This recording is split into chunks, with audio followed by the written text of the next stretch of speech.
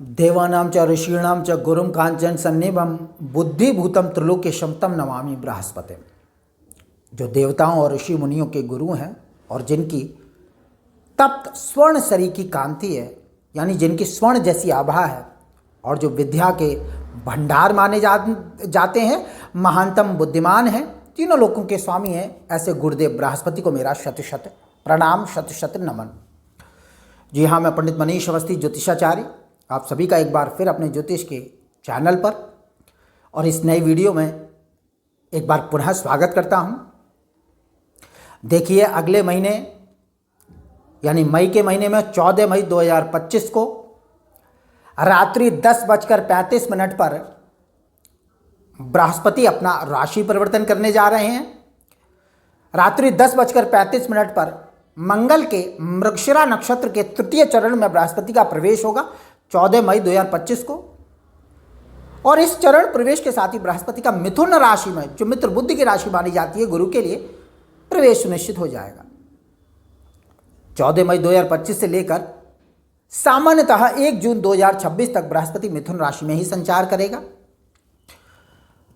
और कुछ समय के लिए यह कर्क राशि में भी जाएंगे। 2025 में 18 अक्टूबर को इनका कर्क राशि में प्रवेश होगा। बड़ी तेज गति से बृहस्पति जो है वह मिथुन राशि को पार करके 18 अक्टूबर को अपनी उच्च राशि कर्क में प्रवेश करेंगे। इस समय मिथुन राशि में बृहस्पति उच्चाभिलाषी होंगे। उच्चाभिलाषी स्थिति में आया ग्रह बहुत सशक्त और ताकतवर भी माना जाता है, क्योंकि अपनी उच्च राशि की तरफ गमन करने हेतु प्रयत्नशील रहेंगे। 18 अक्टूबर को यह कर्क राशि में प्रवेश कर जाएंगे। 12 नवंबर को यह पुनः वक्री होंगे, और 5 दिसंबर को यह पुनः मिथुन राशि में आ जाएंगे। यानी लगभग 1.5 मास तक यह कर्क राशि में संचारशील रहेंगे, और पुनः 5 दिसंबर को यह मिथुन राशि में आ जाएंगे, और इस प्रकार से उसके बाद यह मिथुन राशि में ही संचारशील रहेंगे, और 1 जून 2026 को सामान्यतः है कर्क राशि में प्रवेश करेंगे। तो बृहस्पति जो उच्चाभिलाषी स्थिति में रहेंगे मिथुन राशि में 14 मई 2025 से लेकर 1 जून 2026 तक कर्क राशि और कर्क लग्न के जातकों पर अपना क्या शुभाशुभ प्रभाव डालने वाले हैं, इस वीडियो में मैं मोटी तौर पर इसी पर चर्चा करूंगा। जो मेरे अध्ययन, चिंतन, मनन से जो मैंने फलादेश निकाले हैं वह मैं आपको इस वीडियो में बताने जा रहा हूं, और मुझे पूरी उम्मीद है कि इस प्रकार के फलादेश जो मैं आपको बताऊंगा कर्क राशि, कर्क लग्न के जातकों पर सटीक उतरेंगे। देखिए, कर्क राशि और कर्क लग्न से बृहस्पति जो होते हैं वह भाग्येश यानी धर्मेश और षष्ठेश होते हैं, और इनका द्वादश खर्च स्थान में गोचर होगा। खर्च स्थान में गोचर करते हुए बृहस्पति अपनी पंचम दृष्टि चतुर्थ भाव पर डालेंगे, सप्तम दृष्टि स्वक्षेत्र में छठे भाव पर धनु राशि पर होगी, और नवम दृष्टि शनि की कुंभ राशि पर यह डालेंगे। और एक दूसरी चीज और महत्वपूर्ण है कर्क राशि और कर्क लग्न के जातकों के लिए कि यह मोक्ष त्रिकोण को पूर्ण रूप से प्रभावित करेंगे। मोक्ष त्रिकोण जो जन्मपत्रिका का होता है, देखिए धर्म त्रिकोण, लग्न, पंचम और नवम, यह 3 भाव जो है वो धर्म त्रिकोण के अंतर्गत आते हैं। छठा भाव, द्वितीय भाव, माफ करिए, द्वितीय भाव, छठा भाव और दसम भाव यह अर्थ त्रिकोण है। तृतीय, सप्तम और एकादश भाव काम त्रिकोण के अंतर्गत आता है, और चौथा, 8वां, द्वादश भाव या मोक्ष त्रिकोण के अंतर्गत आता है। इस पर थोड़ा सा बाद में चर्चा करेंगे। अभी बृहस्पति का द्वादश भाव में क्या फल मिलने वाला है उस पर बात कर लेते हैं। देखिए, बृहस्पति द्वादश में गोचर करेगा। द्वादश भाव मूल रूप से खर्च का भाव है, विदेश भाव है, विदेश यात्राओं का भाव है, दान और परोपकार का भाव है। बृहस्पति जैसा शुभग्रह जो धन का, भाग्य का, संतान का और धर्म का कारक माना जाता है, द्वादश में गोचर करेगा। तो देखिए, द्वादश भाव में जब शुभग्रह गोचर करता है, ये निश्चित समझ लीजिए कि खर्च की अधिकता होती है, खर्च बढ़े होते हैं। खर्च बढ़े होंगे इसका ये मतलब नहीं है कि आपका सिर्फ जो जमा पूंजी खर्च होगा, जी नहीं, आपकी क्रय शक्ति बढ़ेगी। खर्च बढ़ेंगे परंतु पैसा आएगा, क्रय शक्ति बढ़ेगी। बाहरी स्थानों में शक्ति प्रदान करने वाला होगा। बाहरी संबंधों में यह गोचर आपको बहुत सशक्त बनाएगा। जिन कर्क राशि और कर्क लग्न के जातकों का विदेश व्यापार है, आयात निर्यात से संबंधित जो व्यवसाय करते हैं, फॉरेन ट्रांजैक्शन जिन लोगों का है, निश्चित रूप से बृहस्पति का यह गोचर उन्हें शुभाशुभ फल प्रदान करेगा, अच्छा फल देने वाला है, कोई संदेह नहीं है।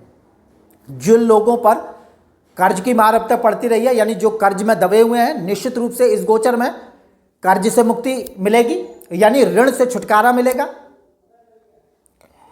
और जो लोग बीमारियों से पीड़ित रहे हैं, बृहस्पति का यह गोचर आरोग्य लाभ देगा, स्वास्थ्य लाभ देगा।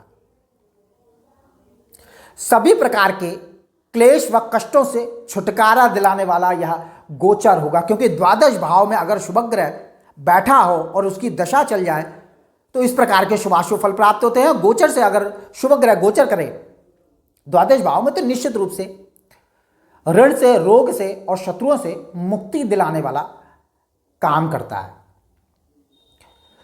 साथ में शुभ कार्यों में धन का व्यय कराने वाले बृहस्पति होंगे, इसमें कोई संदेह नहीं है, क्योंकि बृहस्पति शुभ ग्रह हैं, द्वादश में गोचर करेंगे, खर्च की अधिकता रहेगी, परंतु शुभ कार्यों में धन का व्यय होगा। विदेश यात्रा, धार्मिक यात्रा के योग बनेंगे और दान पुण्य परोपकार पर धन का खर्चा होगा, धार्मिक कृत्यों पर धन का खर्च होगा, धन का निवेश होगा, निश्चित रूप से क्रय की शक्ति बढ़ेगी, मानसिक चिंताओं से पूर्ण रूप से मुक्ति मिल जाएगी इस गोचर में, इसमें कोई संदेह नहीं है। और स्वभाव में थोड़ी सी उदारता का भाव भी उत्पन्न होगा, उपहारों का आदान प्रदान होगा। बृहस्पति मूल रूप से मोटे तौर पर जो लोग चिकित्सा क्षेत्र से जुड़े हुए हैं, यानी डॉक्टर हैं, प्रवचनकर्ता हैं, ज्योतिषी हैं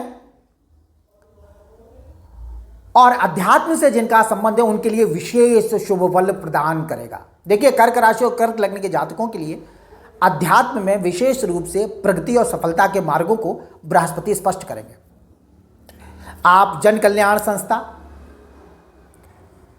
दान संस्था या किसी अस्पताल से जुड़कर निश्चित रूप से लोगों की भलाई का कार्य करेंगे।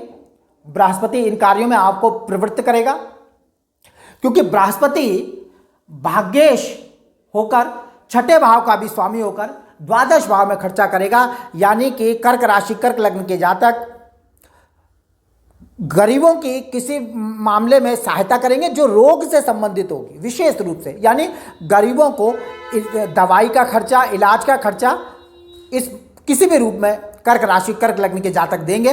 दान पुण्य और परोपकार में विशेष रूप से खर्चा कराने वाला होगा। जिन लोगों को पांव में और नेत्रों में बीमारी है उनसे मुक्ति मिलेगी, बंधन मुक्ति होगी। कुछ लोगों को जो जेल में है, कारावास में है और लंबा जो कारावास भोग रहे हैं, निश्चित रूप से बृहस्पति का ये गोचर कुछ जातकों को जो कारावासी थे, कर्क राशि कर्क लग्न के जातक, निश्चित रूप से उन्हें मुक्ति दिलाने वाला होगा और दूसरों की उदारता से आपको लाभ होगा। जन कल्याण संस्थान से भी आप लाभान्वित होंगे।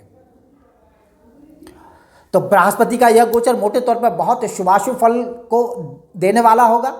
बृहस्पति का मोक्ष त्रिकोण पर प्रभाव रहेगा और बाहर के स्थानों से भाग्य की वृद्धि होगी, इसमें कोई संदेह नहीं है। बृहस्पति द्वादश में गोचर करता हुआ अपनी पंचम दृष्टि चतुर्थ भाव पर डालेगा,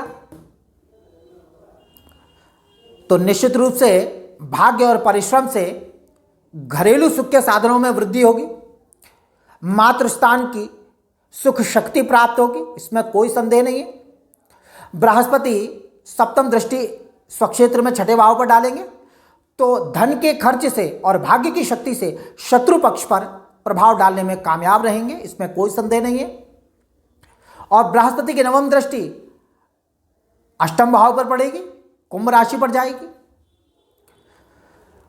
दिनचर्या में, दैनिक जीवन में निश्चित रूप से और आयु के स्थान में इनकी दृष्टि पड़ेगी। दिनचर्या और आयु में निश्चित रूप से सहायता प्राप्त होगी। दैनिक जीवन में सुख शांति और सफलता देने वाला यह गोचर कर्क राशि और कर्क लग्न के जातकों के लिए यह होने वाला है। बृहस्पति जैसा मैंने बताया कि मोक्ष त्रिकोण पर इनका गोचर होगा। मोक्ष त्रिकोण चतुर्थ अष्टम द्वादश, इसका बड़ा महत्व माना गया है ज्योतिष में। देखिए, चतुर्थ भाव मन का होता है, अष्टम भाव गुण विद्या और रहस्यों का भाव है, द्वादश भाव दान और परोपकार का भाव है। अगर आपका मन संवेदनशील है, आप निष्कपट हृदय के हैं, साफ स्वच्छ हृदय के हैं, आपके अंदर दूसरों की को सुख पहुंचाने की एक इच्छा रहती है, अच्छे कर्म हैं, आप अपने को कष्ट में डालकर यानी अपने कष्ट उठाकर आप दूसरों की भलाई का कार्य करते हैं, तो निश्चित रूप से आपका मोक्ष का मार्ग प्रशस्त होता है, आपका स्वर्ग गमन निश्चित हो जाता है। यानी कि सभी प्रकार के रोग, भय, दुख और संताप से मुक्ति मिलती है। यही मोक्ष त्रिकोण का सार जो शास्त्रों में बताया गया है। तो अगर आपका स्वभाव अच्छा है, कर्म अच्छे हैं, दान पुण्य और परोपकार अध्यात्म आपके जीवन में है, तो ये निश्चित है कि आपका अंत अच्छा होगा, आपकी सद्गति होगी और सभी प्रकार के रोग, दुख, संताप, मानसिक कष्ट और शत्रु त्रास से आपको मुक्ति मिलेगी। और बृहस्पति का इन तीनों स्थानों पर स्वयं द्वादश में बैठकर पंचम और नवम दृष्टि मोक्ष त्रिकोण के दूसरे भाव को डालकर निश्चित रूप से बल प्रदान करेंगे। बहुत प्रभाव पैदा करने वाला यह गोचर होगा, इसमें कोई संदेह नहीं है। शनि की ढैया के बाद बृहस्पति का यह गोचर एक उन्नति का मार्ग प्रशस्त करेगा। तो यह गोचर बहुत शुभ फलों को लेकर आने वाला है। इस वीडियो में इतना ही। मेरा वीडियो अच्छा लगे इसे लाइक करें, शेयर करें, सब्सक्राइब करें। जनपत्र का विश्लेषण के इच्छुक हो तो नंबर डिस्क्रिप्शन में। नमस्कार।